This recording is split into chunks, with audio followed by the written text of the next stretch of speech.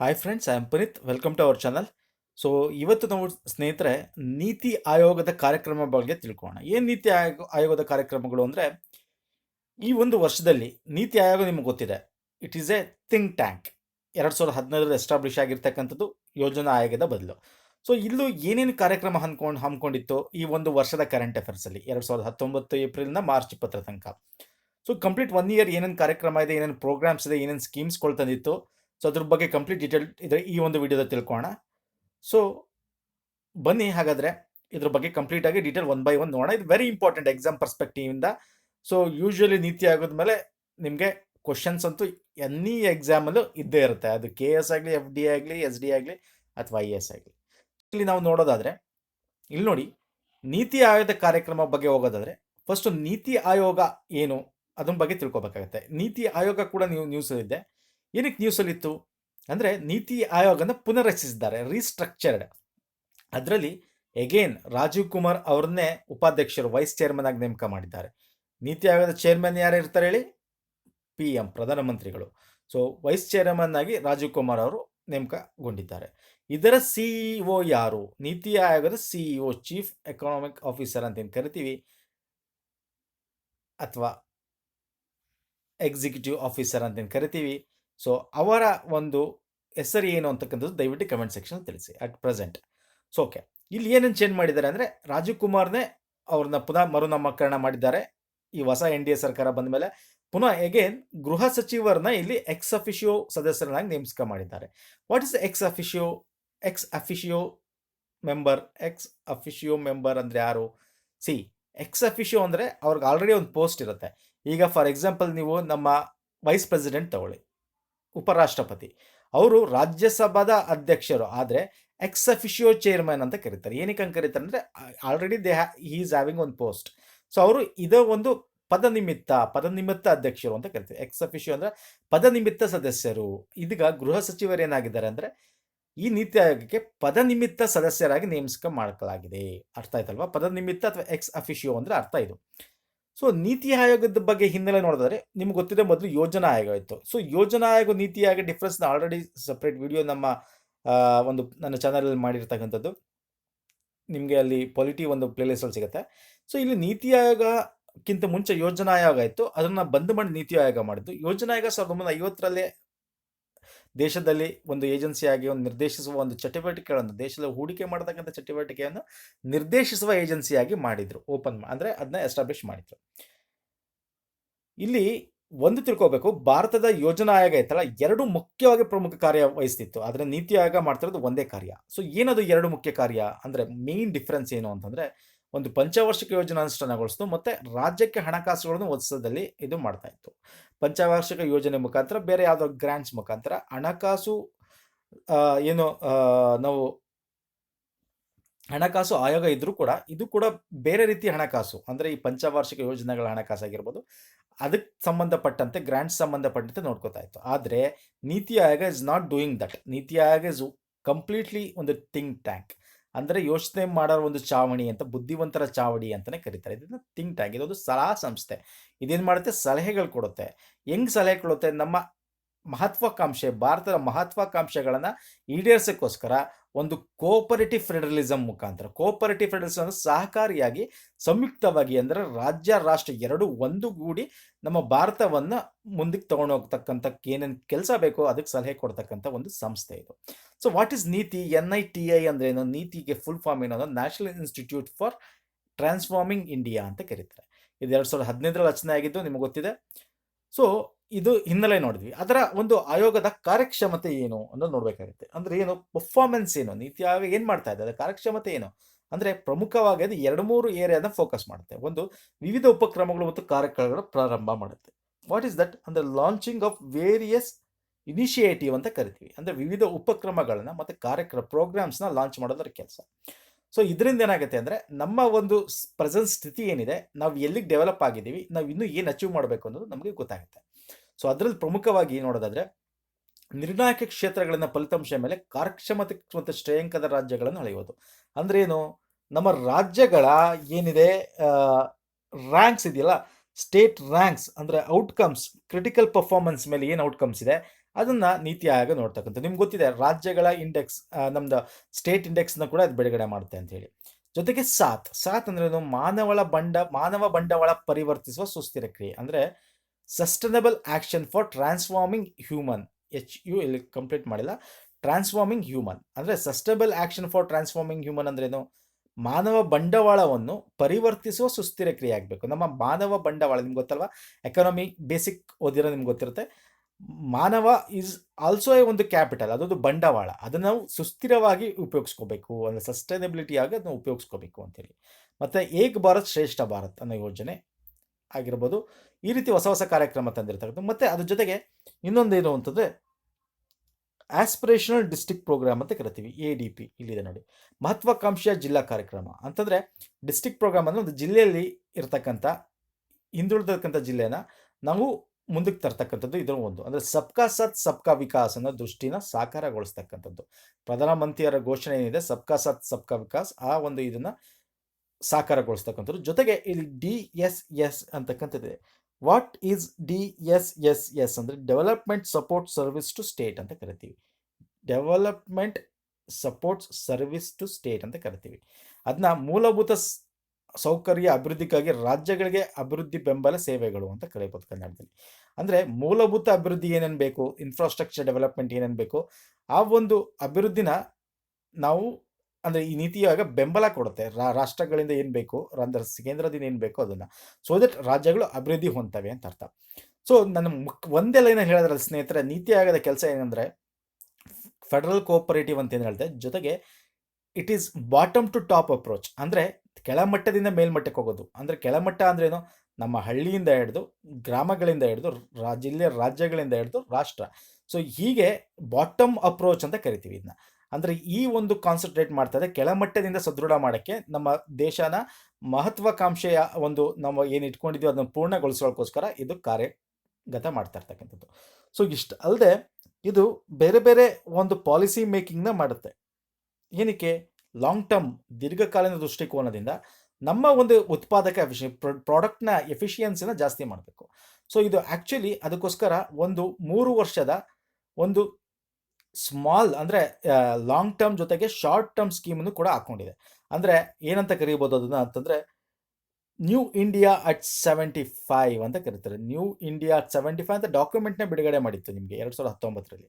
ಅಂದರೆ ಹೊಸ ಭಾರತಕ್ಕಾಗಿ ಕಾರ್ಯತಂತ್ರ ಅಟ್ 75 ಅಂತ. ನಿಮ್ಗೆ ಗೊತ್ತಿದೆ 75 ಯಾವಾಗ 2022ನೇ ಇಸ್ವಿಗೆ 75 ಆಗುತ್ತೆ. ಏನಕ್ಕೆ 75 ಆಗುತ್ತೆ? ನಮ್ಮ ದೇಶ ಸ್ವತಂತ್ರ ಕಂಡು 75 ವರ್ಷ ಆಗುತ್ತೆ. ಸೊ ಅದರಿಂದ ಈ 3 ವರ್ಷಗಳ ರಾಷ್ಟ್ರೀಯ ಕ್ರಿಯಾಸೂಚಿನ ಈ ಒಂದು ಡಾಕ್ಯುಮೆಂಟಲ್ಲಿ ನ್ಯೂ ಇಂಡಿಯಾ ಅಟ್ 75 ಹೊಸ ಭಾರತಕ್ಕಾಗಿ ಕಾರ್ಯಕ್ರಮ ಅನ್ನೋ ಡಾಕ್ಯುಮೆಂಟಲ್ಲಿ ಅದು ಏನೇನು ಮಾಡ್ಬೋದು, ಸೊ ಏನೇನು ಈ 3 ವರ್ಷದ ಶಾರ್ಟ್ ಟರ್ಮ್ ಏನಿದೆ ವಿಷನ್ ಏನಿದೆ ಆ ವಿಷನ್ನ ಇಟ್ಕೊಂಡು ಬರೆದಿರ್ತಕ್ಕಂಥದ್ದು. ಸೊ ಈ ಡಾಕ್ಯುಮೆಂಟ್ಸ್ ಕೂಡ ನೀತಿ ಆಯೋಗ ತರ್ತಕ್ಕಂಥದ್ದು. ಮತ್ತು ಸಮತೋಲಿತ ಪ್ರಾದೇಶಿಕ ಅಭಿವೃದ್ಧಿ, ಎಲ್ಲ ಪ್ರಾದೇಶಿಕ ರಾಜ್ಯಗಳನ್ನ ಸಮತೋಲಿತವಾಗಿ ಅಭಿವೃದ್ಧಿ ಮಾಡಬೇಕು, ಈಕ್ವಲ್ ಇರಬೇಕು, ಈಕ್ವಾಲಿಟಿ ಮೇಂಟೈನ್ ಮಾಡಬೇಕು. ಮತ್ತು ಈಶಾನ್ಯ ಭಾರತಕ್ಕಾಗಿ ನೀತಿ ಫೋರಮ್ನೇ ಮಾಡಿದೆ. ಅಂದರೆ ಈಶಾನ್ಯ ಭಾರತದ ಅಭಿವೃದ್ಧಿಗೋಸ್ಕರ ನೀತಿ ಫೋರಮ್ ಅಂತಲೇ ಅದೊಂದು ಇದನ್ನು ಎಸ್ಟಾಬ್ಲಿಷ್ ಮಾಡಿದೆ. ಮತ್ತು ಆರೋಗ್ಯ ಮತ್ತು ಪೋಷಣೆ ವಲಯಗಳ ಸುಧಾರಣೆಗೆ ಅದು ಕಾನ್ಸಂಟ್ರೇಟ್ ಮಾಡುತ್ತೆ.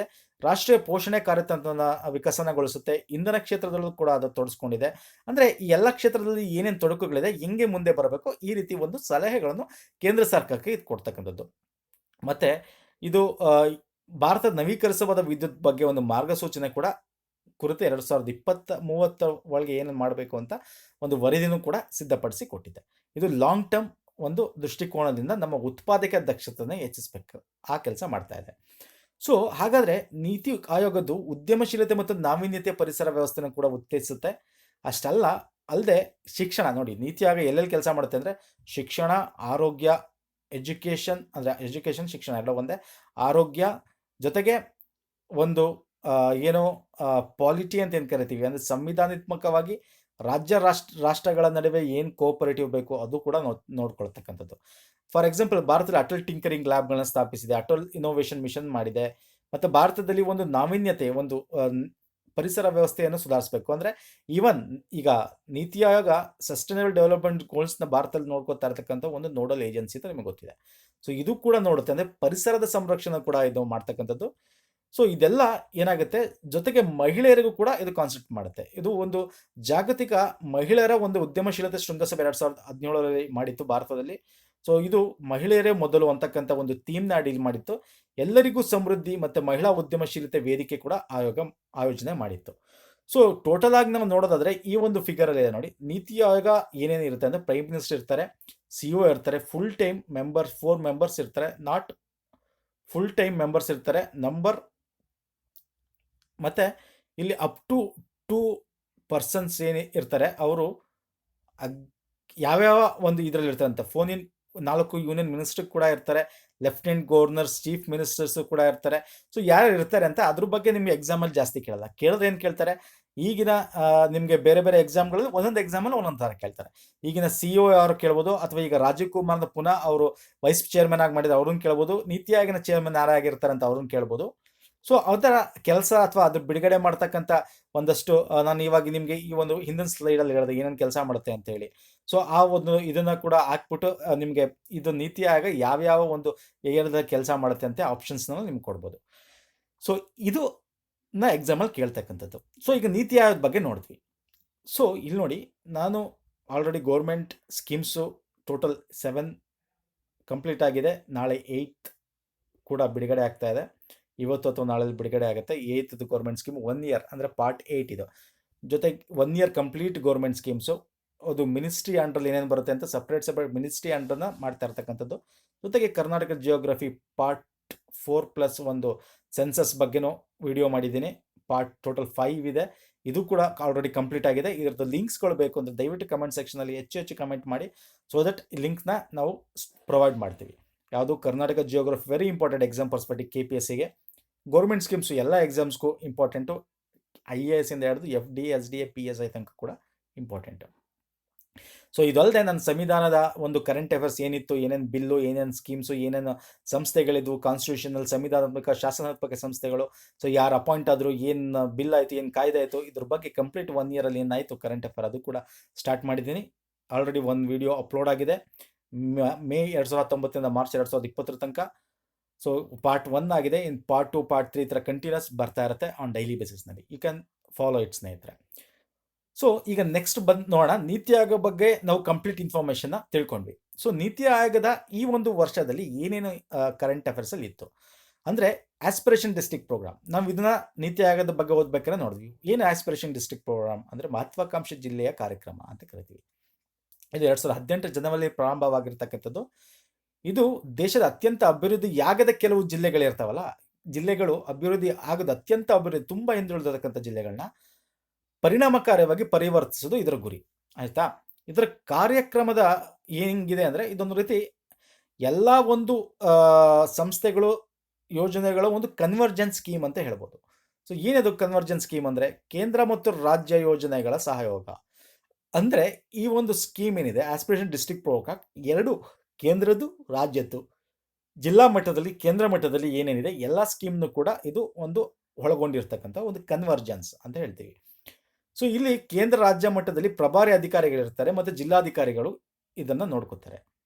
ಜೊತೆಗೆ ಸಾಮೂಹಿಕ ಚಳವಳಿ ಮುಖಾಂತರ ಜನಾಂದೋಲನದ ಮುಖಾಂತರ ಕೂಡ ಈ ಜಿಲ್ಲೆಗಳಲ್ಲಿ ಇದನ್ನು ಕೈಗೊಳ್ತಕ್ಕಂಥದ್ದು. ಇಲ್ಲಿ ರಾಜ್ಯಗಳು ಮುಖ್ಯ ಚಾಲಕರಾಗಿರ್ತಾರೆ, ಯಾಕಂದರೆ ಇದು ಡಿಸ್ಟ್ರಿಕ್ಟ್ ಪ್ರೋಗ್ರಾಮ್ ಆಗಿದ್ದರಿಂದ ರಾಜ್ಯದವರು ಇದನ್ನು ಚಾಲನೆ ಮಾಡಬೇಕಿರ್ತದೆ, ಅಂದರೆ ಅದನ್ನು ನೋಡ್ಕೊಳ್ತಕ್ಕಂಥ ಉಸ್ತುವಾರಿ ಇರ್ತಕ್ಕಂಥವ್ರು. ಈ ಕಾರ್ಯಕ್ರಮ ಪ್ರತಿ ಜಿಲ್ಲೆಯ ಸಾಮರ್ಥ್ಯದ ಮೇಲೆ ಕೇಂದ್ರೀಕೃತ ಆಗಿರುತ್ತೆ. ಅಂದರೆ ಅದರ ಸಾಮರ್ಥ್ಯ ಹೆಂಗೆ, ಎಲ್ಲಿ ಅತ್ಯಂತ ಹಿಂದುಳಿದಿದೆ ಅಂಥ ಹಳ್ಳಿಗಳನ್ನು ಗುರುತಿಸ್ತಕ್ಕಂಥದ್ದು, ಪ್ರಗತಿಗಳನ್ನು ಮತ್ತು ಹೆಂಗೆ ಪ್ರಗತಿ ಆಗಿದೆ, ಅದು ಹೆಂಗೆ ಡೆವಲಪ್ ಆಗಿದೆ ಅಂತಕ್ಕಂಥದ್ದು ಅಳೆಯತಕ್ಕಂಥದ್ದು, ಮತ್ತು ಆ ಜಿಲ್ಲೆಗಳನ್ನು ಶ್ರೇಣೀಕರಿಸ್ತಕ್ಕಂಥದ್ದು, ರ್ಯಾಂಕ್ ಕೊಡ್ತಕ್ಕಂಥದ್ದು. ಸೊ ಒಂದಷ್ಟು ಜಿಲ್ಲೆನ ಅವರು ಹಿಂದುಳಿದ ಜಿಲ್ಲೆನ ಒಂದಷ್ಟು ಜಿಲ್ಲೆನ ನೋಟಿಫೈ ಮಾಡಿರ್ತಾರೆ. ಸೊ ಅದನ್ನ ಡೆವಲಪ್ಮೆಂಟ್ ಮಾಡೋಕ್ಕೆ ಏನೇನು ಬೇಕೆಲ್ಲ ಮಾಡಿರ್ತಾರೆ ಕೇಂದ್ರ ರಾಜ್ಯ ಸರ್ಕಾರದ ಒಂದು ಯೋಜನೆ ಮುಖಾಂತರ. ಸೊ ದಟ್ ಅದರದ್ದು ಹೆಂಗೆ ಡೆವಲಪ್ ಆಗಿದೆ, ಯಾವ್ಯಾವ ಜಿಲ್ಲೆ ಯಾವ್ಯಾವ ರ್ಯಾಂಕಲ್ಲಿದೆ ಕಂಪೇರೇಟಿವ್ಲಿ ಅನ್ನೋದು ಒಂದು ಮಾಡ್ತಕ್ಕಂಥದ್ದು. ಸೊ ಕಾರ್ಯಕ್ರಮದ ಗಮನ ಹೆಂಗೆ ಇದು ಮಾಡ್ತಾರೆ ಅಂದರೆ, ಒಂದು ಈ ಸಾಮರ್ಥ್ಯ ಗರಿಷ್ಠ ಬಳಕೆಯನ್ನು ಸಕ್ರಿಯಗೊಳಿಸಲು ಈ ಕಾರ್ಯಕ್ರಮ ಬೀಳುತ್ತಿರುವ ಆರ್ಥಿಕತೆಯಲ್ಲಿ ಸಂಪೂರ್ಣವಾಗಿ ಜನರನ್ನು ಭಾಗವಹಿಸ್ತಕ್ಕಂಥದ್ದು, ಅವರ ಸಾಮರ್ಥ್ಯವನ್ನು ಈ ಕಡೆ ಹರಿಸ್ತಕ್ಕಂಥದ್ದು ಇದರ ಉದ್ದೇಶ. ಅಂದರೆ ಈಗ ಆಸ್ಪಿರೇಷನ್ ಡಿಸ್ಟ್ರಿಕ್ಟ್ ಪ್ರೋಗ್ರಾಮ್ ಅಂದರೆ ಏನು, ಮಹತ್ವಾಕಾಂಕ್ಷಿ ಜಿಲ್ಲೆಗಳ ಕಾರ್ಯಕ್ರಮ. ಜಿಲ್ಲೆ ಒಂದು ಹಿಂದುಳಿದಿದೆ ಅಂದರೆ ಹೆಂಗೆ ಹಿಂದುಳಿಯೋಕ್ಕೆ ಸಾಧ್ಯ, ಒಂದು ಎಜುಕೇಷನ್ ಇರಬೇಕು, ಇನ್ನೊಂದು ಹೆಲ್ತ್ ಇರಬೇಕು ಅಲ್ವಾ, ಇನ್ನೊಂದು ಕೃಷಿ, ಅದು ಹಳ್ಳಿ ಆಗಿದ್ರೆ ಹಳ್ಳಿ ಜಾಸ್ತಿ ಇದ್ದರೆ ಕೃಷಿ ಇರಬೇಕು, ಅಥವಾ ನೀರಿನ ಮೂಲ ಆಗಿರಬೇಕು, ಅಥವಾ ಹಣಕಾಸಿಂದ ಹಿಂದುಳಿದಿರಬೇಕು. ಹಣಕಾಸಿಂದ ಹಿಂದುಳಿದೆ ಅಂದರೆ ಎಲ್ಲ ಹಿಂದುಳಿದೆ ಅಂತ ಅರ್ಥ. ಮತ್ತು ಅವ್ರಿಗೆ ಸ್ಕಿಲ್ ಇಲ್ಲ ಅಂದರೆ ಕೌಶಲ್ಯಾಭಿವೃದ್ಧಿ ಇಲ್ಲ, ಅವ್ರಿಗೆ ಸ್ಕಿಲ್ ಕೇಳಿಲ್ಲ ಅಂದರೆ ಅವ್ರಿಗೆ ಏನು ಬೇಕು ಕೆಲಸ ಮಾಡೋಕ್ಕೆ ಆ ಸ್ಕಿಲ್ಸ್ ಇಲ್ಲ ಅಂದರೆ ಇದೆಲ್ಲ ರೀತಿ ಹಿಂದುಳಿದ ಜಿಲ್ಲೆಗಳು ಇರ್ತವೆ. ಸೊ ಇಲ್ಲಿ ನಾವು ನೋಡ್ತಾ ಹೋದರೆ ನೋಡಿ, ಆರೋಗ್ಯ ಮತ್ತು ಪೋಷಣೆ ಹಿಂದುಳಿದಿರಬೇಕದು, ಶಿಕ್ಷಣ, ಕೃಷಿ ಮತ್ತು ಜಲಸಂಪನ್ಮೂಲ, ಹಣಕಾಸು ಸೇರ್ಪಡೆ ಮತ್ತು ಕೌಶಲ್ಯ ಅಭಿವೃದ್ಧಿ ಅಂದರೆ ಫೈನಾನ್ಷಿಯಲ್ ಇನ್ಕ್ಲೂಷನಿಂದ ಕೂಡ ಹಿಂದುಳಿದಿರ್ತವೆ. ಅಂದರೆ ಬ್ಯಾಂಕ್ಗಳಿರಲ್ಲ, ಆಯಿತಾ, ರೀಜನಲ್ ರೂರಲ್ ಬ್ಯಾಂಕ್ ಇರಲ್ಲ, ಸಾಲ ಕೊಡ್ತಕ್ಕಂಥ ಇದಿರಲ್ಲ. ಸೊ ಈ ರೀತಿ. ಮತ್ತು ಸ್ಕಿಲ್ಸ್ಗಳು ಡೆವಲಪ್ ಆಗಿರಲ್ಲ, ಅವ್ರಿಗೆ ಏನು ಕೆಲಸ ಮಾಡಬೇಕು ಅನ್ನೋದ್ರ ಬಗ್ಗೆ ಸ್ಕಿಲ್ ಗೊತ್ತಿರಲ್ಲ, ಅದು ಸಣ್ಣ ಪುಟ್ಟ ಕೆಲಸ ಆದರೂ ಓಕೆ. ಸೊ ಇಂಥ ಕಾರ್ಯಕ್ರಮಗಳನ್ನು ಫೋಕಸ್ ಮಾಡಿ ಅದಕ್ಕೆ ಏನೇನು ಬೇಕು ಮೂಲಸೌಕರ್ಯವನ್ನು ಒದಗಿಸೋದು ಈ ಆಸ್ಪಿರೇಷನ್ ಡಿಸ್ಟ್ರಿಕ್ಟ್ ಪ್ರೋಗ್ರಾಮ್ನ ಮೂಲ ಉದ್ದೇಶ. ಸೊ ಇಲ್ಲಿ ನೋಡಿ, ಏರಿಯಾ ಫೋಕಸ್ ಎಲ್ಲಿ ಅಂದರೆ ಹೆಲ್ತ್ ಮತ್ತು ನ್ಯೂಟ್ರಿಷನ್ ಎಷ್ಟು ಪರ್ಸೆಂಟೇಜು ಅಂತ ಇದೆ ನೋಡಿ. Education, basic infrastructure, skill development, financial inclusion, agriculture and irrigations. So ಇಲ್ಲಿ ಮ್ಯಾಕ್ಸಿಮಮ್ ಪರ್ಸೆಂಟೇಜ್ ಅವ್ರು ಕೊಡ್ತಾ ಇರೋದು ಯಾವ ಒಂದು ರೀಜನಕ್ಕೆ ಅಂದರೆ ಎಜುಕೇಷನ್ಗೆ ಮತ್ತು ಹೆಲ್ತ್ ಮತ್ತು ನ್ಯೂಟ್ರಿಷನ್ಗೆ. ನಿಮ್ಗೆ ಗೊತ್ತಿದೆ, ಎಜುಕೇಷನ್ ಮತ್ತು ಹೆಲ್ತ್ ಇದ್ದರೆ ಏನು ಬೇಕಾದ್ರೂ ಮಾಡ್ಬೋದು. ಅವನಿಗೆ ಓದಬೇಕು ಅಂತಂದರೆ ಎಜುಕೇಷನ್, ಹೆಲ್ತ್ ಬೇಕು. ಹೆಲ್ತ್ ಬೇಕು ಅಂದರೆ ಅವನು ಹೆಲ್ತ್ ನಾನು ಕ್ಲೀನಾಗಿ ನೋಡ್ಕೋಬೇಕು ಅಂದರೆ ಎಜುಕೇಷನ್ ಇರಬೇಕು. ಒಂಥರ ಇದೆಲ್ಲ ಡೈರೆಕ್ಟ್ಲಿ ಪ್ರೊಪೋರ್ಷನಲ್ ಆಗಿರ್ತಕ್ಕಂಥವು. ಸೊ ನೆಕ್ಸ್ಟ್ ಬನ್ನಿ, ಸ್ಕೂಲ್ ಎಜುಕೇಷನ್ ಕ್ವಾಲಿಟಿ ಇಂಡೆಕ್ಸನ್ನು ಬಿಡುಗಡೆ ಮಾಡಿದೆ ನೀತಿ ಆಯೋಗ. ಇದು ಏನು ಅಂದರೆ ಮೊದಲ ಆವೃತ್ತಿ ಇದು. So what is school education quality index ಅಂದರೆ ಶಾಲಾ ಶಿಕ್ಷಣ ಗುಣಮಟ್ಟ ಸೂಚ್ಯಾಂಕ ಅಂತ ಕರಿತೀವಿ, SEQI ಅಂತ ಕರಿತೀವಿ. ಅಂದರೆ ಇಲ್ಲಿ ಏನು ಸ್ಕೂಲ್ ಅಂದರೆ ಯಾವ ಒಂದು ಶಿಕ್ಷಣ ಕೊಡ್ತಾ ಇದೆಯಲ್ಲ ಕೇಂದ್ರ ಮತ್ತು ರಾಜ್ಯ, ಕೇಂದ್ರಾಡಳಿತ ಪ್ರದೇಶ ಮತ್ತು ರಾಜ್ಯದಲ್ಲಿ, ಆ ಶಿಕ್ಷಣ ಹೆಂಗಿದೆ ಶಾಲಾ ಶಿಕ್ಷಣ ಅಂತ ಅದರ ಕಾರ್ಯಕ್ಷಮತೆ, ಎಫಿಷಿಯನ್ಸಿನ ಮೌಲ್ಯಮಾಪನ ಮಾಡೋದು, ಮತ್ತು ಅದ್ರ ತಕ್ಕಂತೆ ಏನೇನು ತಪ್ಪುಗಳಿದೆ ಅದನ್ನು ಅಭಿವೃದ್ಧಿಪಡಿಸೋದು ನೀತಿ ಆಯೋಗ ಮಾಡ್ತಕ್ಕಂಥದ್ದು. ಇಲ್ಲಿ ಗುರಿ ಏನು ಅಂತಂದರೆ, ಇದರ ಪ್ರಮುಖವಾಗಿ ಗುರಿ ಏನು ಅಂತಕ್ಕಂಥದ್ರೆ ಇಲ್ಲಿ ನೋಡಿ, ಗುರಿ ಇಲ್ಲಿದೆ 2ನೇ ಪಾಯಿಂಟು. ರಾಜ್ಯ ಮತ್ತು ಯೂನಿಯನ್ ಟೆರಿಟರಿ ಏನಿದೆ ಅದರ ಸಾಮರ್ಥ್ಯ ಮತ್ತು ದೌರ್ಬಲ್ಯಗಳನ್ನು ಗುರುತಿಸೋದು ಮತ್ತು ಅಗತ್ಯವಾದ ಕೋರ್ಸ್ಗಳನ್ನು ತಿದ್ದುಪಡಿ ಮಾಡೋದು. ಸೊ ದಟ್ ಈ ಕ್ವಾಲಿಟಿ ಎಜುಕೇಷನ್ ಮಾಡಿದಾಗ ಅವರ ಕಾರ್ಯಕ್ಷಮತೆ ಮುಖಾಂತರ ಅವ್ರು ರ್ಯಾಂಕ್ ಕೊಡ್ತಾರೆ. ಸೊ ದಟ್ ಅವ್ರು ಎಲ್ಲೆಲ್ಲಿ ಇದರಲ್ಲಿ ಹಿಂದುಳಿದ್ದಾರೆ, ಯಾವ ಕ್ಷೇತ್ರದಲ್ಲಿ ಹಿಂದುಳಿದ್ದಾರೆ ಅಂತ ಗುರುತಿಸ್ತಕ್ಕಂಥದ್ದು, ಅವರ ದೌರ್ಬಲ್ಯಗಳನ್ನು ಗುರುತಿಸಿ ಅದಕ್ಕೆ ತಕ್ಕಂತೆ ಕೋರ್ಸ್ಗಳನ್ನು ಸಿದ್ಧಪಡಿಸೋದು, ಮತ್ತು ಈ ಒಂದು ಪಾಲಿಸೀಸ್ ಥರದ್ದು ಇಂಟರ್ಮೀಡಿಯೇಟ್ ಪಾಲಿಸಿ, ಮಧ್ಯಸ್ಥಿಕೆ ನೀತಿಗಳನ್ನು ತಂದು ಅದಕ್ಕೆ ಏನೇನು ಬೇಕು ಅದನ್ನ ವೇದಿಕೆನ ಸೃಷ್ಟಿ ಮಾಡಿ ಮೂಲ ಶಿಕ್ಷಣಕ್ಕೆ ಹೆಚ್ಚು ಒತ್ತಾಯ ಕೊಟ್ಟು ಅದರ ಫಲಿತಾಂಶವನ್ನು ಹೆಚ್ಚಿಸ್ತಕ್ಕಂಥದ್ದು ಇದರ ಮುಖ್ಯವಾದ ಗುರಿ. ಯಾವುದು? School education quality index. So ಇಲ್ಲಿ ಇದನ್ನು ನೋಡೋದಾದರೆ ನಾವು ಇಲ್ಲಿ ಮಾನವ ಸಂಪನ್ಮೂಲ ಅಭಿವೃದ್ಧಿ ಸಚಿವಾಲಯ, ಹ್ಯೂಮನ್ ರಿಸೋರ್ಸಸ್ ಡೆವಲಪ್ಮೆಂಟ್ ಏನಿದೆ ಮತ್ತು ವಿಶ್ವ ಬ್ಯಾಂಕ್ ಏನಿದೆ, ಅದು ಎರಡೂ ಕೂಡ ಇದರ ಪಾಲುದಾರಾಗಿರ್ತಾರೆ. ಅವರ ತಜ್ಞರ ಸಲಹೆಗಳು ಕೂಡ ಇದರಲ್ಲಿ ಇಂಪಾರ್ಟೆಂಟ್ ಆಗುತ್ತೆ. ಹೆಂಗೆ ಕಾರ್ಯಕ್ರಮ ರೂಪಿಸಬೇಕು, ಸೊ ಹೆಂಗೆ ಇದನ್ನು ತೊಗೊಂಡೋಗ್ಬೇಕು ಅಂತ ಹೇಳಿ ಇದರ ಒಂದು ಸೂಚ್ಯಾಂಕನ ಅಭಿವೃದ್ಧಿಪಡಿಸ್ತಾ ಇದ್ದಾರೆ. So it is A collaborations of human resources development, HRD ministry, ವಿಶ್ವ ಬ್ಯಾಂಕ್ ಮತ್ತು ನೀತಿ ಆಯೋಗ. ನೆನಪಿಟ್ಕೊಳ್ಳಿ ಸ್ನೇಹಿತರೆ. ಸೊ ಇದನ್ನು ಹೆಂಗೆ ಮಾಡ್ತಾರೆ ಹಾಗಾದರೆ? ಈ ಇಂಡೆಕ್ಸ್ ಇದ್ರ ಗುರಿ ಏನಂತ ನೋಡಿದ್ವಿ. ಇಂಡೆಕ್ಸ್ನ ಯಾವ ಬೇಸಿಸ್ ಮೇಲೆ ಮಾಡ್ತಾರೆ ಅಂದರೆ, ಇದು ಪ್ರಮುಖವಾಗಿ 30 ನಿರ್ಣಾಯಕ ಇಂಡಿಕೇಟರ್ಸ್ ಇದೆ, ಸೂಚ್ಯಾಂಕಗಳಿವೆ. ಈ ಸೂಚಕಗಳನ್ನು ಅವ್ರನ್ನ ವರ್ಗ 1 ನೋಡೋದಾದ್ರೆ ಫಲಿತಾಂಶದ ಮೇಲೆ, ವರ್ಗ 2 ನೋಡೋದಾದ್ರೆ ಆಡಳಿತದ ಫಲಿತಾಂಶಗಳಿಗೆ ಸಹಾಯ ಮಾಡ್ತಕ್ಕಂಥದ್ದು. ಇಲ್ಲಿ ಮುಖ್ಯವಾಗಿ ಆ ಒಂದು 30 ನಿರ್ಣಾಯಕ ಸೂಚಕಗಳನ್ನು 4 ಸಬ್ ಡಿವಿಷನ್ ಆಗಿ ಮಾಡ್ತಾರೆ. ಅಂದರೆ ಇಲ್ಲಿಗೆ ಒಂದಷ್ಟು ಸೂಚ್ಯಾಂಕಗಳು, ಅಂದರೆ ಇದು ಮೇನ್ ಡಿವಿಷನ್, ಡೊಮೈನ್. ಈ ಡೊಮೈನ್ ಅಂಡರಲ್ಲಿ ಈ 30 ನಿರ್ಣಾಯಕ ಬರ್ತವೆ. ಈ 4 ಡೊಮೈನ್ ಅಂಡರಲ್ಲಿ ಈ 30 ನಿರ್ಣಾಯಕ ಸೂಚಕಗಳು ಬರ್ತವೆ. ಈ ಮುಖ್ಯವಾಗಿ ನಮಗೆ ಬೇಕಾಗಿರೋದು ಈ 4 ಡೊಮೈನ್ಗಳು. ಎಕ್ಸಾಮಲ್ಲೂ ಕೂಡ ಕೇಳ್ಬೋದು ನಿಮಗೆ. ಸೊ ಯಾವುದ್ರ ಬೇಸಿಸ್ ಮೇಲೆ ಇದು ಬರುತ್ತೆ ಅಂತ ನಿಮಗೆ KS ಮತ್ತು IAS ಪರೀಕ್ಷೆಗಳಲ್ಲಿ ಕೇಳ್ತಾರೆ. ಸೊ ಡೊಮೈನ್ 1 ಏನು? ಕಲಿಕೆಯ ಫಲಿತಾಂಶ. ಹೆಂಗೆ ಅವರು ಲರ್ನಿಂಗ್ ಔಟ್ಕಮ್ಸ್ ಏನು? ಎಜುಕೇಷನ್ ಅಂದರೆ ಕ್ವಾಲಿಟಿ ಎಜುಕೇಷನ್ ಇಂಡೆಕ್ಸ್ ಹೆಂಗೆ ಮಾಡ್ತಾರೆ? ಅವ್ರ ಲರ್ನಿಂಗ್ ಹೆಂಗೆ ಬಂದಿದೆ ಔಟ್ಕಮ್ಸು, ಯಾವುದು ಸ್ಕೂಲ್ನಲ್ಲಿ ಓದ್ತಾ ಇರ್ತಕ್ಕಂಥ ವಿದ್ಯಾರ್ಥಿಗಳದ್ದು. ಮತ್ತು ಪ್ರವೇಶ ಫಲಿತಾಂಶ, ಹೆಂಗೆ ಅವ್ರ ಅಡ್ಮಿಷನ್ ಏನಾಗ್ತಾ ಇದ್ದಾರೆ ಅದರ ಒಂದು ಔಟ್ಕಮ್ ಏನು? ಸೊ ಮೂಲ ಸೌಕರ್ಯ ಮತ್ತು ಫಲಿತಾಂಶಗಳ ಸೌಲಭ್ಯ ಅಂದರೆ ಇನ್ಫ್ರಾಸ್ಟ್ರಕ್ಚರ್ ಹೆಂಗಿದೆ, ಅವರ ಒಂದು ರಿಸಲ್ಟ್ಸ್ ಹೆಂಗೆ ಓರಿಯೆಂಟೇಷನ್ಸ್ ಇದೆ, ಮತ್ತು ಇಕ್ವಿಟಿ ಫಲಿತಾಂಶ, ಎಷ್ಟು ಜನ ಇದ್ದಾರೆ. ಇಕ್ವಿಟಿ ಅಂದರೆ ಒಂದು ಅದು ಯಾವ ರೀತಿಯಾರು ಇಕ್ವಿಟಿಗಳನ್ನ ತಗೋಬೋದು. ಒಂದು ಜೆಂಡರ್ ಈಕ್ವಾಲಿಟಿ, ಇನ್ಇಕ್ವಾಲಿಟಿ ಇರ್ಬೋದು, ಈ ರೀತಿ ಇಕ್ವಿಟಿಗಳನ್ನ ಕೂಡ ಇಲ್ಲಿ ತಗೋತಾರೆ. ಇಲ್ಲಿ ಸೂಚ್ಯಂಕದ ಮಹತ್ವ ನೋಡೋದಾದರೆ, ಶಾಲಾ ಶಿಕ್ಷಣವು ಯಶಸ್ವಿ ಕಲಿಕಾ ಫಲಿತಾಂಶಗಳಿಗೆ ಕಾರಣ ಆಗುತ್ತೆ ಅಲ್ವಾ. ಈ ನಿಟ್ಟಿನಲ್ಲಿ ಈ ಏನು ಸ್ಕೂಲ್ ಎಜುಕೇಷನ್ ಕ್ವಾಲಿಟಿ ಇಂಡೆಕ್ಸ್ನ ಮೌಲ್ಯಮಾಪನ ಏನು ಮಾಡ್ತಾರೆ, ಇದು ಅಗತ್ಯ ಪರಿಹಾರ ಕ್ರಮಗಳನ್ನು ಕೂಡ ವಿನ್ಯಾಸ ಮಾಡಿ ಕೊಟ್ಟು ಇದರ ಒಂದು ಕ್ವಾಲಿಟಿ ಎಜುಕೇಷನ್ನ ಇಂಪ್ರೂವ್ ಮಾಡೋಕ್ಕೆ ಸಹಾಯ ಮಾಡ್ತಕ್ಕಂಥದ್ದು. This is what school education quality index of NITI Aayog. ಇಲ್ಲಿ ಮುಖ್ಯವಾಗಿ ಏನು ಬೇಕು, ಇದರ ಒಂದು ಪರ್ಪಸ್ ಏನು, ಗುರಿ ಏನು, ಇದು ಯಾವ ಒಂದು ನಿರ್ಣಾಯಕ ಸೂಚ್ಯಂಕದ ಮೇಲೆ ಡಿಪೆಂಡ್ ಆಗಿ ಈ ಒಂದು ಸೂಚ್ಯಂಕನ ಬಿಡುಗಡೆ ಮಾಡುತ್ತೆ. ಇದು ಕೊಲಾಬ್ರೇಷನ್ಸ್ ಆಫ್ ಯಾವ್ದು ಅಂದರೆ ನಮ್ಮ ವರ್ಲ್ಡ್ ಬ್ಯಾಂಕ್ ಮತ್ತು HRD ಮಿನಿಸ್ಟರ್, ಅದು ಮುಖ್ಯವಾಗಿ ಬೇಕಾಗಿರ್ತಕ್ಕಂಥದ್ದು. ಸೊ ನೆಕ್ಸ್ಟ್ ಬನ್ನಿ, ಯೂತ್ ಕೋ ಲ್ಯಾಬ್ ಅಂತ ಕರಿತೀವಿ. What is youth co lab ಅಂತಂದ್ರೇನು? ಇದು ನೀತಿ ಆಯೋಗ ಮತ್ತು UNDP ಇಂಡಿಯಾ ಅಂತ ಏನು ಕರಿತೀವಿ, ಅದರ ಒಂದು ಸಹಯೋಗದೊಂದಿಗೆ ಇರ್ತಕ್ಕಂಥದ್ದು. ಇದು ವೆರಿ ಇಂಪಾರ್ಟೆಂಟ್. ಸೊ ಇದು ನೀತಿ ಆಯೋಗ ಮತ್ತು ಅಟಲ್ ಇನ್ನೋವೇಷನ್ ಮಿಷನ್ ಅಂತ ಕರಿತೀವಿ, ಏಮ್ ಅಂತ ಕರಿತೀವಿ, AIM. ನಾನು ಹೇಳ್ತೀನಿ ಏಮ್ ಅಂದರೆ ಏನು ಅಂತ ಮುಂದೊಂದು ಸ್ಲೈಡ್ಸಲ್ಲಿ ಕಂಪ್ಲೀಟ್ ಡೀಟೇಲ್ ತಿಳ್ಕೊಳ್ಳೋಣ. ಏಮ್ ಅಟಲ್ ಇನ್ನೋವೇಷನ್ ಮಿಷನ್ ಮತ್ತು ನೀತಿ ಆಯೋಗ ಮತ್ತು UNDP. UNDP ಅಂದ್ರೇನು? UNDP, united nation development programme ಅಂತ ಹೇಳ್ತೀವಲ್ಲ, ಇದು ಜಾಯಿಂಟ್ ಆಗಿ, ಇದೆಲ್ಲ ಜಂಟಿಯಾಗಿ ಈ ಸಮೂಹ ಪ್ರಾರಂಭಿಸಿರ್ತಕ್ಕಂಥದ್ದು ಯೂತ್ ಕೋ ಲ್ಯಾಬ್ ಅಂತ. ಇದು ಏನು ಅಂದರೆ, ಯೂತ್ ಅಂದರೆ ಹೆಸರಲ್ಲೇ ಇದೆ ನೋಡಿ. ಒಂದು ಕೋ ಲ್ಯಾಬ್ ಅಂದರೆ ಏನು ಅಂದರೆ, ಒಂದು youth led social entrepreneurship innovation in India ಅಂತ ಕರೀಬೋದು. ಅಂದರೆ ಯುವಕರ ನೇತೃತ್ವದಲ್ಲಿ ಸಾಮಾಜಿಕವಾಗಿ ಉದ್ಯಮಶೀಲತೆ ಮತ್ತು ನಾವಿತ್ಯವನ್ನು ವೇಗಗೊಳಿಸಲಿರ್ತಕ್ಕಂಥ ಒಂದು ಲ್ಯಾಬ್ ಇದು. ಅಂದರೆ ಅರ್ಥ, ಯುವಕರನ್ನ ಇಟ್ಕೊಂಡು ಅವರದಲ್ಲಿರ್ತಕ್ಕಂಥ ಇನ್ನೋವೇಷನ್ ಐಡಿಯಾಗಳೇನಿವೆ, ಆಯಿತಾ, ನಾವೀನ್ಯತೆಗಳೇನಿವೆ, ಮತ್ತು ಅದಕ್ಕೆ ಎಂಟ್ರಪ್ರಿನರ್ಶಿಪ್ ಅಂದರೆ ಏನೋ, ಒಂದು ಹೊಸ ಕಂಪ್ನಿ ತೆಗಿಯೋಕ್ಕೆ ಏನೇನು ಬೇಕು, ಸೊ ಇದಕ್ಕೆಲ್ಲ ಏನೇನು ಫೆಸಿಲಿಟಿ ಬೇಕು, ಅದಕ್ಕೆ ಏನನ್ನು ಬೇಗ ಕೊಡಬೇಕು, ಅದರ ವೇಗಗಳನ್ನು ಹೆಚ್ಚಿಗೆ ಮಾಡೋಕ್ಕೆ ಇರ್ತಕ್ಕಂಥ ಒಂದು ಲ್ಯಾಬೇ ಯೂತ್ ಕೋ ಲ್ಯಾಬ್. ಇದು ಹೇಗೆ ಕೆಲಸ ಮಾಡುತ್ತೆ ಅನ್ನೋದು ಇಲ್ಲಿದೆ ನೋಡಿ. ಯೂತ್ ಕೋ ಲ್ಯಾಬ್ ರಾಷ್ಟ್ರೀಯ ಮತ್ತು ಉಪರಾಷ್ಟ್ರ ಮಟ್ಟದಲ್ಲಿ ಸಾಮಾಜಿಕ ನಾವೀನ್ಯತೆ ಸವಾಲುಗಳನ್ನು ಕರೆಯುತ್ತದೆ. ಅಂದರೆ ಏನು ಕರೆಯುತ್ತದೆ ಅಂತಂದ್ರೆ ಏನು? ಇದು ಯಂಗ್ ಪೀಪಲ್ನ ಇನ್ವೈಟ್ ಮಾಡುತ್ತೆ. ಎಲ್ಲಿ? ರಾಜ್ಯ ಮತ್ತು ರಾಷ್ಟ್ರ ಮಟ್ಟದಲ್ಲಿ. ಸೊ ಎಂಥ ಯಂಗ್ ಪೀಪಲ್ನ ಇನ್ವೈಟ್ ಮಾಡುತ್ತೆ ಅಂದರೆ, ಅವ್ರಿಗೆ ಸವಾಲುಗಳನ್ನ ಇಟ್ಕೊಂಬರ್ಬೇಕು, ಸೋಷಿಯಲ್ ಇನ್ನೋವೇಷನ್ ಚಾಲೆಂಜಸ್ನ ಇಟ್ಕೊಂಬರ್ಬೇಕು ಅವರು. ಅಂದರೆ ಸಾಮಾಜಿಕವಾಗಿ ಅವ್ರು ದುಡಿಬೇಕು. ಸೊ ಇಲ್ಲಿ ನೋಡಿ, ಸೋಷಿಯಲ್ ಇನ್ನೋವೇಷನ್ ಚಾಲೆಂಜ್ ಇರಬೇಕು, ಸಾಮಾಜಿಕ ನಾವೀನ್ಯತೆ ಸವಾಲುಗಳನ್ನ ಇಟ್ಕೊಂಡು ಬಂದಿರತಕ್ಕಂಥವ್ರನ್ನ 18ರಿಂದ 29 ವರ್ಷ ವಯಸ್ಸಿನ ವರ್ಕರ್ನ ಸ್ಟಾರ್ಟಪ್ ಕಂಪ್ನಿಗಳು ಮಾಡೋಕ್ಕೆ ಏನೇನು ಬೇಕು ಅಂಥವ್ರನ್ನ ಆಹ್ವಾನಿಸುತ್ತೆ. ಮತ್ತು ಇಲ್ಲಿ ಅವರ ಉದ್ದೇಶ ಆಲೋಚನೆಗಳು ಏನಿದೆ, ಅವರ ಪರಿಹಾರಗಳನ್ನು ಅವರು ಪ್ರದರ್ಶನ ಮಾಡಬೇಕಾಗುತ್ತೆ ಇಲ್ಲಿ. ಸೊ ಇದೊಂದು ಅತಿ ದೊಡ್ಡ ಸಾಮಾಜಿಕ ಸವಾಲಾಗಿ ಕೂಡ ಬಿಂಬಿಸಲಾಗುತ್ತೆ. ಅಂದರೆ ಅರ್ಥ ಇಲ್ಲಿ ಏನು ಅಂದರೆ, ಜನಗಳನ್ನು, ಯೂತ್ನ 18ರಿಂದ 29 ವರ್ಷ, ಈ ಪಾಯಿಂಟ್ನ ಅರ್ಥ ಇಷ್ಟೇ, 18ರಿಂದ 29 ವರ್ಷದ ಯುವಕರನ್ನ ಇದು ಇನ್ವೈಟ್ ಮಾಡುತ್ತೆ youth co lab. So that ಅವರಲ್ಲಿರ್ತಕ್ಕಂಥ ಸಾಮಾಜಿಕ ಕಳೆಗಳಿರ್ತಕ್ಕಂಥ ಒಂದು ಇನ್ನೋವೇಷನ್ ಚಾಲೆಂಜ್ಗಳನ್ನ ತೊಗೊಂಡು ಬರಬೇಕಾಗತ್ತೆ. ಸೊ ದಟ್ ನಮ್ಮ ಪ್ರದೇಶದ ಒಂದು ಅಭಿವೃದ್ಧಿಗೆ ಅದು ಹೆಲ್ಪ್ ಆಗಬೇಕು ಅಂತ ಒಂದು ಸಾಮಾಜಿಕ ಸವಾಲುಗಳಾಗಿರಬೇಕು. ಸೊ ಅದು ಇದು ಕೆಲಸ ಮಾಡ್ತಕ್ಕಂಥದ್ದು.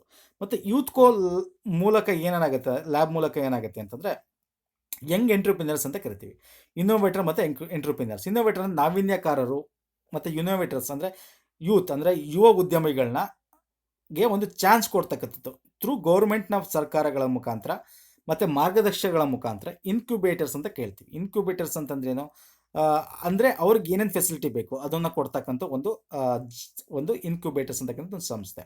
ಸೊ ಇದ್ರ ಮುಖಾಂತರ ಹೂಡಿಕೆದಾರರಿಗೆ ಸಂಪರ್ಕ ಕಲ್ಪಿಸ್ಕೊಡೋಕ್ಕೆ ಈ ಒಂದು ಯೂತ್ ಕೋ ಲ್ಯಾಬ್ ಕೂಡ ಹೆಲ್ಪ್ ಮಾಡುತ್ತೆ. ಸೊ ದಟ್ ಅವ್ರಿಗೆ ಏನಾಗುತ್ತೆ ಅಂದರೆ, ಇದ್ರ ಮುಖಾಂತರ ಅವ್ರಿಗೆ ಸ್ಕಿಲ್ಸ್ ಕೂಡ ಡೆವಲಪ್ ಆಗುತ್ತೆ. ಅವರು ಉದ್ಯಮ ಮಾಡೋಕ್ಕೋಸ್ಕರ ಏನೇನು ಬೇಕು ಅದನ್ನೆಲ್ಲ ಯೂತ್ ಕೋ ಲ್ಯಾಬು ಮಾಡ್ತಕ್ಕಂಥದ್ದು. ಇಲ್ಲಿ ಮುಖ್ಯವಾಗಿ ನಾವು ತಿಳ್ಕೊಬೇಕಾಗಿರೋದು ಇಷ್ಟೇ, ಏನು ಇದು ಕೆಲಸ ಅಂದರೆ, ಅವ್ರಿಗೊಂದು ವೇದಿಕೆ ಸೃಷ್ಟಿ ಮಾಡಿಕೊಡ್ತಕ್ಕಂಥದ್ದು ಉದ್ಯಮಿಗಳಾಗೋಕ್ಕೆ, ಮತ್ತು ಸ್ಕಿಲ್ಸ್ನ ಡೆವಲಪ್ ಮಾಡಿಕೊಡ್ತಕ್ಕಂಥದ್ದು.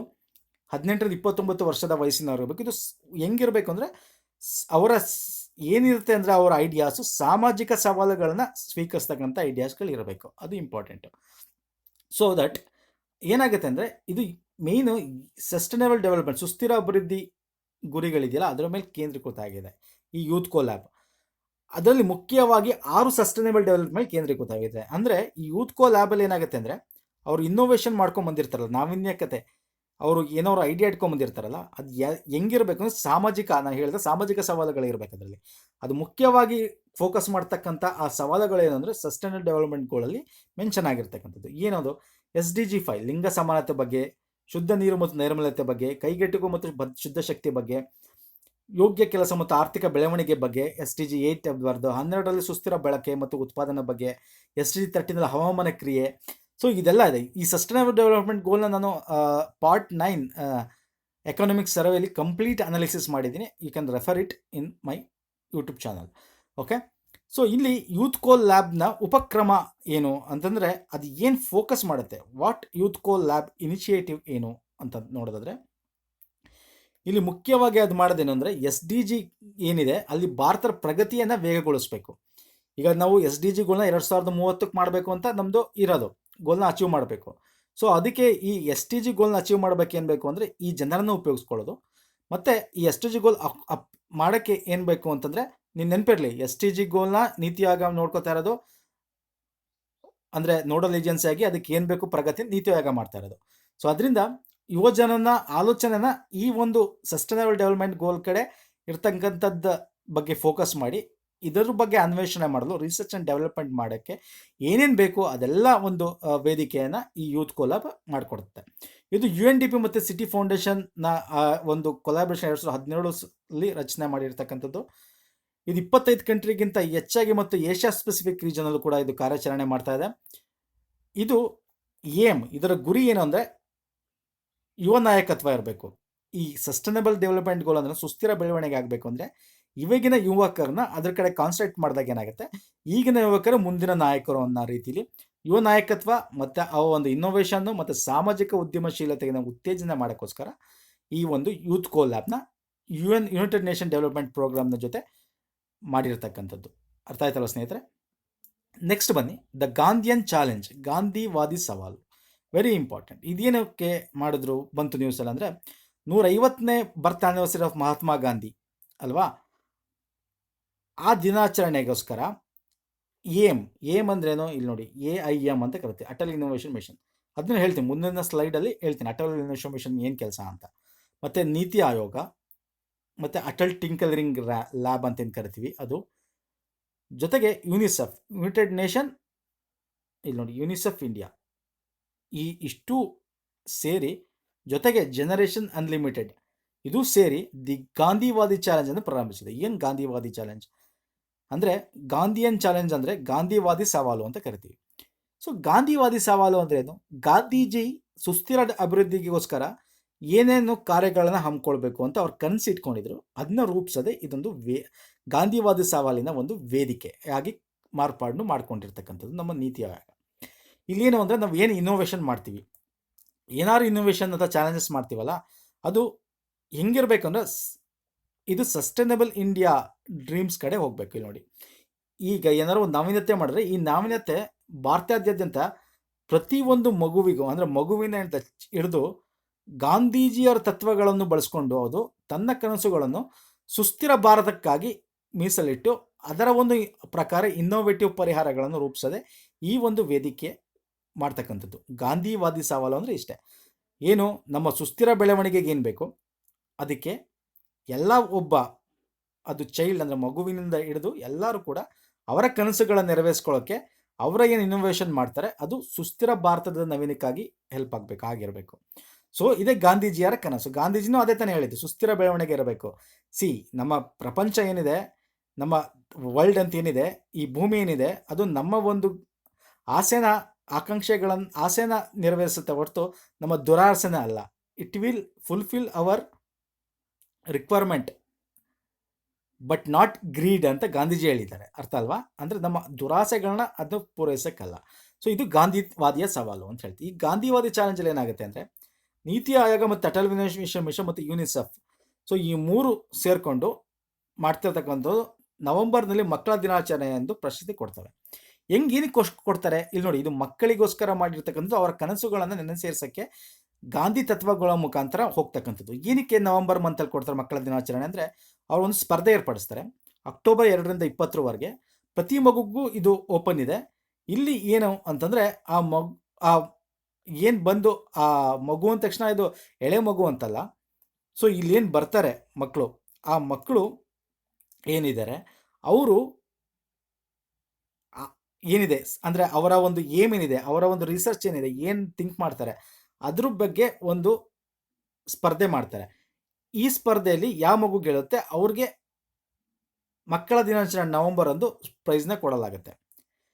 ಸೊ ಇದನ್ನು ಏನಕ್ಕೆ ಮಾಡಿದ್ದಾರೆ ಅಂತಂದರೆ, ಭಾರತ ಸರ್ಕಾರ ಮತ್ತು ಯುನಿಸೆಫ್ ಏನಿದೆ ನಡುವೆ 70 ವರ್ಷಗಳ ಸಹಭಾಗಿತ್ವಕ್ಕೆ ಏನಾಗಿದೆ ಅಂದರೆ 20 ವರ್ಷ ಏನು ಕಂಪ್ಲೀಟ್ ಆಗಿದೆ ಆ ಒಂದು ಸಹಭಾಗಿತ್ವಕ್ಕೋಸ್ಕರ ಇದನ್ನ ಆಚರಣೆ ಮಾಡ್ತಿರ್ತಕ್ಕಂಥದ್ದು. ಇಲ್ಲಿ ಗಾಂಧಿ ಚಾಲೆಂಜ್ನ ವಿಚಾರ ಮತ್ತು ಪರಿಹಾರಗಳನ್ನು ವಿಶಾಲ ವರ್ಗಗಳ ಮೂಲಕ ವ್ಯಕ್ತಪಡಿಸ್ಬೋದು. ಅಂದರೆ ಯಾವ್ಯಾವ ಬೇಸಿಸ್ ಮೇಲೆ ಇದನ್ನ ಮಾಡ್ತಾರೆ ಅಂದರೆ ಯಾವ್ಯಾವ ಒಂದು ಫೀಲ್ಡ್ ಅಂತ ನಾವು ನೋಡೋದಾದ್ರೆ ಕಲೆ ಆಗಿರ್ಬೋದು, ವಿಜ್ಞಾನ ಆಗಿರ್ಬೋದು. ಕಲೆ ಅಂತಂದ್ರೇನು, ಕವನ, ಚಿತ್ರಕಲೆ, ವಿಡಿಯೋ, ಆಡಿಯೋ, ಫೋಟೋ, ವಿಜ್ಞಾನ ಮತ್ತು ತಂತ್ರಜ್ಞಾನ ಆಗಿರ್ಬೋದು, innovation, robotics, IoT, internet of things ಅಂತ ಕಳ್ತೀವಿ, ಸಂವೇದಕಗಳು, 3D ಮುದ್ರಕಗಳು.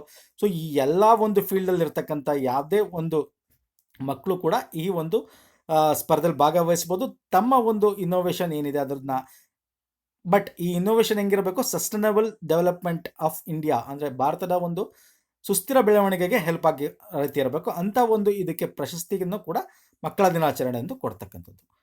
ಸೊ ಇದು ಗಾಂಧಿವಾದಿ ಸವಾಲ, ಇದ್ರ ಬಗ್ಗೆ ತಿಳ್ಕೊಂಡ್ವಿ. ಹಾಗಾದ್ರೆ ಅಟಲ್ ಇನ್ನೋವೇಷನ್ ಮಿಷನ್ ಏನು ಅಂತ ನೋಡಿದ್ರೆ, ಇದು ನಿಮ್ಗೆ ಗೊತ್ತಿದೆ. ಅಟಲ್ ಇನ್ನೋವೇಷನ್ ಮಿಷನ್ ಅಂತಕ್ಕಂಥದ್ದು ಏನು ಹೇಳ್ಬೋದು ಅಂದರೆ, ಇದೊಂದು ಭಾರತದ ಸರ್ಕಾರದ ಒಂದು ಫ್ಲ್ಯಾಗ್ಶಿಪ್ ಪ್ರೋಗ್ರಾಮ್ ಅಂತಲೇ ಕೇಳ್ಬೋದು. ಇದರ ಉದ್ದೇಶ ಏನು ಅಂತ ನೋಡೋದಾದ್ರೆ, ಇಲ್ಲಿ ನೋಡಿ, ದೇಶದ ನಾವೀನ್ಯತೆ ಮತ್ತು ಉದ್ಯಮಶೀಲತೆಯ ಸಂಸ್ಕೃತಿ ಏನಿದೆ, ನಮ್ಮ ಸಂಸ್ಕೃತಿಯನ್ನು, culture of innovation and entrepreneurship ಅಂತ ಏನು ಕರಿತೀವಿ, ನಮ್ಮ ದೇಶದ ಅದನ್ನು ಪ್ರಮುಖವಾಗಿ ಫೋಕಸ್ ಮಾಡಿರ್ತಕ್ಕಂಥದ್ದು. ಸೊ ಉದ್ದೇಶ ಏನು ಅಂತ ನೋಡೋದಾದ್ರೆ, ಆರ್ಥಿಕತೆ ವಿವಿಧ ಕ್ಷೇತ್ರಗಳಲ್ಲಿ ಹೊಸ ಬೆಳಕು ಕಾರ್ಯಕ್ರಮಗಳು ಮತ್ತು ನೀತಿಗಳನ್ನು ಅಭಿವೃದ್ಧಿಪಡಿಸ್ತಕ್ಕಂಥದ್ದು, ವಿವಿಧ ಮಧ್ಯಸ್ಥಗಾರಗಳಿಗೆ ವೇದಿಕೆ. ನೋಡಿ, ಎಲ್ಲ ಒಂದು ಆರ್ಥಿಕ ಕ್ಷೇತ್ರಗಳಲ್ಲಿ ಇದು ಅಟಲ್ ಇನ್ನೋವೇಷನ್ ಮಿಷನ್ ಅಂದರೆ ಅಟಲ್ ಹೆಸರಿಟ್ಟಿದ್ದಾರೆ ಅಷ್ಟೇ. ಇನ್ನೋವೇಷನ್ ಮಿಷನ್ ಅಂದರೆ ಏನು ಬೆಳವಣಿಗೆ ಹೊಂದಬೇಕು, ಏನು ಕಾರ್ಯಕ್ರಮಗಳನ್ನು ಮಾಡ್ಕೋಬೇಕು, ಯಾರಿಗೆ, ಮಧ್ಯಸ್ಥಗಾರರಿಗೆ ಮತ್ತು ಯಾವ ಒಂದು ಉದ್ಯಮಶೀಲದವ್ರಿಗೆ, ಅಂದರೆ ಉದ್ಯಮಶೀಲರು ಅಂದರೆ ಎಂಟರ್ಪ್ರಿನರ್ಶಿಪ್ ಮಾಡಬೇಕು ಅಂತ ಬಂದವ್ರಿಗೆ, ಇವ್ರಿಗೆ ಒಂದು ವೇದಿಕೆ ಮೂಡಿಸ್ತಕ್ಕಂಥದ್ದು, ಜೊತೆಗೆ ಜಾಗೃತಿ ಮೂಡಿಸ್ತಕ್ಕಂಥದ್ದು, ಅವರ ನಾವೀನ್ಯತೆಗೆ ಏನೇನು ಬೇಕೋ ಆ ಪರಿಸರ ವ್ಯವಸ್ಥೆ, ಒಂದು ಎಕೋಸಿಸ್ಟಮ್ನ ಮಾಡಿಕೊಡ್ತಕ್ಕಂಥದ್ದು, ಮೇಲ್ವಿಚಾರಣೆ ಮಾಡ್ತಕ್ಕಂಥದ್ದು ಇದು ಅಟಲ್ ಇನ್ನೋವೇಷನ್ ಮಿಷನ್ನ ಒಂದು ಉದ್ದೇಶ. ಇದು ಪ್ರಮುಖವಾಗಿ ಒಂದು 3 ಸಬ್ ಸೆಕ್ಟರ್ಸ್ ಇವೆ, ಅಂದರೆ ಇನಿಷಿಯೇಟಿವ್ಸ್ಗಳಿವೆ, ಪ್ರಮುಖ ಇನಿಷಿಯೇಟಿವ್ಸ್ ಅಂದರೆ ಉಪಕ್ರಮಗಳಿವೆ. ಏನೇನು ಅಂದರೆ ಅಟಲ್ ಟಿಂಕರಿಂಗ್ ಲ್ಯಾಬ್. ಇದು ಏನು ಮಾಡುತ್ತೆ ಅಂದರೆ, ಭಾರತದ ಶಾಲೆಗಳಲ್ಲಿ ಸಮಸ್ಯೆ ಪರಿಹರಿಸುವ ಮನಸ್ಥಿತಿಯನ್ನು ರಚಿಸುತ್ತೆ. ಅಂದರೆ ಇಲ್ಲಿ ಹೆಂಗೆ ಅಂದರೆ, ಸ್ಕೂಲ್ಗಳಲ್ಲಿ ಏನಾದ್ರು ಪ್ರಾಬ್ಲಮ್ಸ್ ಇದೆ, ಅದನ್ನು ಹೆಂಗೆ ಬಗೆಹರಿಸಬೇಕು ಅಂತ ಒಂದು ಮೈಂಡ್ ಸೆಟ್ನ ಕ್ರಿಯೇಟ್ ಮಾಡ್ತಕ್ಕಂಥ Atal tinkering lab. So next Atal incubation ಕೇಂದ್ರಗಳು ಅಂತ ಕರಿಬೋದು, ಅಟಲ್ ಇನ್ಕ್ಯುಬೇಷನ್ ಸೆಂಟರ್ ಅಂತ ಕರಿತೀವಿ. ಇದೇನು ಮಾಡುತ್ತೆ ಅಂದರೆ, ಇನ್ಕ್ಯುಬೇಷನ್ ಅಂತಂದ್ರೇನು, ಯಾವ್ದಾದ್ರು ಸ್ಟಾರ್ಟಪ್ಸು ಅಥವಾ ಯಾವ್ದಾದ್ರು ನ್ಯೂ ಒಂದು ಇದು ಬಂತು ಅಂದರೆ ಅದಕ್ಕೆ ಏನು ಬೇಕು, ಉತ್ತೇಜನ ಕೊಡೋದಾಗಲಿ, ಏನಾದ್ರು ಆಯಾಮಗಳನ್ನು ಕಲ್ಪಿಸ್ಕೊಡೋದಾಗಲಿ, ಆ ಕೆಲಸ ವಿಶ್ವದರ್ಜೆ ಮಟ್ಟಕ್ಕೆ ಅದು ಸ್ಪರ್ಧೆ ಮಾಡಬೇಕು, ಒಂದು ಹೊಸ್ದಾಗಿ ಬರ್ತಕ್ಕಂಥ ಕಂಪ್ನಿ. ಅದಕ್ಕೆ ಅಟಲ್ ಇನ್ಕ್ಯುಬೇಷನ್ ಮಿಷನ್ ಒದಗಿಸ್ಕೊಡುತ್ತೆ. ಸೊ ಅದು ಬಿಟ್ಟರೆ ಅಟಲ್ ನ್ಯೂ ಇಂಡಿಯಾ ಚಾಲೆಂಜಸ್, ಸವಾಲುಗಳು ಅಂತ ಕರಿತೀವಿ. ಇದು ಉನ್ನತದ ಆವಿಷ್ಕಾರ ಅಂದರೆ ಅತಿ ಹೆಚ್ಚು ದೊಡ್ಡ ಆವಿಷ್ಕಾರನ ಬೆಳೆಸೋದು ಮತ್ತು ವಿವಿಧ ವಲಯಗಳಲ್ಲಿ ಸಚಿವಾಲಯದ ಜೊತೆಗನ್ನ ಜೋಡಿಸ್ತಕ್ಕಂಥ ಕೆಲಸ ಮಾಡುತ್ತೆ. ನೆಕ್ಸ್ಟು ಮೆಂಟರ್ ಇಂಡಿಯಾ ಅಭಿಯಾನ ಅಂತ ಕರಿತೆ, ಮೆಂಟರ್ ಇಂಡಿಯಾ ಕ್ಯಾಂಪೇನ್ ಅಂತ ಕರಿತೀವಿ. ಸೊ ಇಲ್ಲೇನು ಮಾಡುತ್ತೆ ಅಂತಂದರೆ, ನ್ಯಾಷನಲ್ ಲೆವೆಲಲ್ಲಿ ಮೆಂಟರ್ಸ್ಗಳೇನಿರ್ತಾರೆ ಅವರು ಪಬ್ಲಿಕ್ ಸೆಕ್ಟರ್, ಕಾರ್ಪೊರೇಟ್ ಮತ್ತು ಇನ್ಸ್ಟಿಟ್ಯೂಷನ್ ಜೊತೆ ಕೊಲಾಬ್ರೇಷನ್ ಆಗಿ ಸಪೋರ್ಟ್ ಕೊಡ್ತಕ್ಕಂಥದ್ದು. ಅಂದರೆ ಎಲ್ಲ ಉಪಕ್ರಮಗಳನ್ನು ಬೆಂಬಲಿಸಲು ಸಾರ್ವಜನಿಕ ವಲಯ, ಕಾರ್ಪೊರೇಟ್ ಸಂಸ್ಥೆಗಳ ಸಹಾಯದೊಂದಿಗೆ ಒಂದು ಮಾರ್ಗದರ್ಶಿ ಜಾಲವನ್ನು ಮಾಡ್ತಕ್ಕಂಥದ್ದು ಮೆಂಟರ್ ಇಂಡಿಯಾ ಅಭಿಯಾನದ ಕೆಲಸ. ಇದೆಲ್ಲ Atal tinkering Atal innovation mission ಅಡಿ ಬರ್ತಕ್ಕಂಥದ್ದು.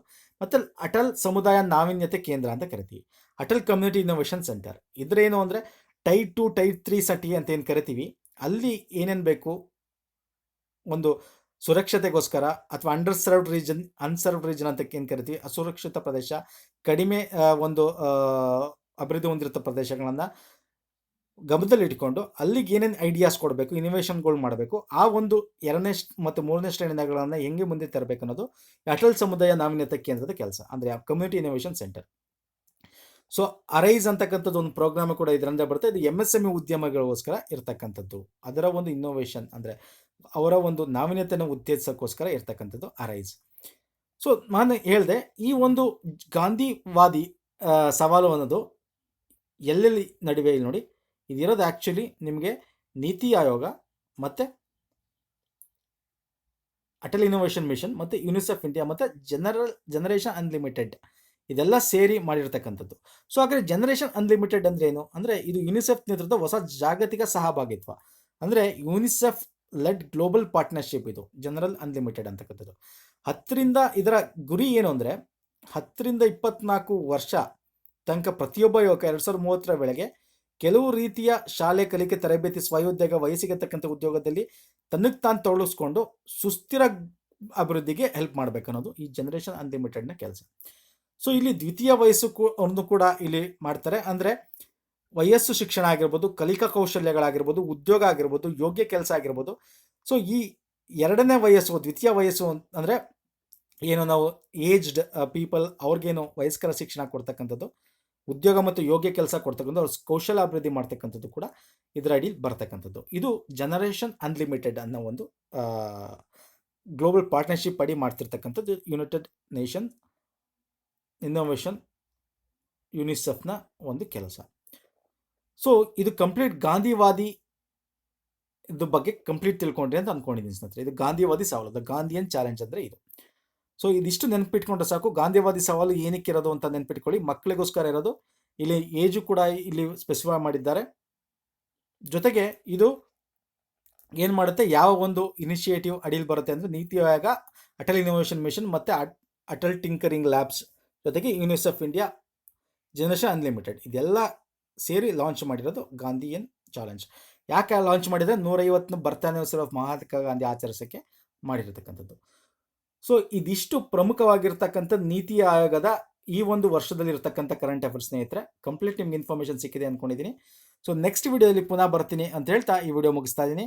ಸೊ ನಿಮಗೆ ಏನಾದರೂ ಲಿಂಕ್ಸ್ ಬೇಕು ಅಂದರೆ ದಯವಿಟ್ಟು ಕಮೆಂಟ್ ಸೆಕ್ಷನ್ ಕಮೆಂಟ್ ಮಾಡಿ, ಮತ್ತು ವಿಡಿಯೋ ಲೈಕ್ ಮಾಡಿ ಸ್ನೇಹಿತರೆ, ಶೇರ್ ಮಾಡಿ ಫ್ರೆಂಡ್ ಜೊತೆ ಅಂತ ಹೇಳ್ತಾ ಮುಗಿಸ್ತೀನಿ. ಧನ್ಯವಾದಗಳು.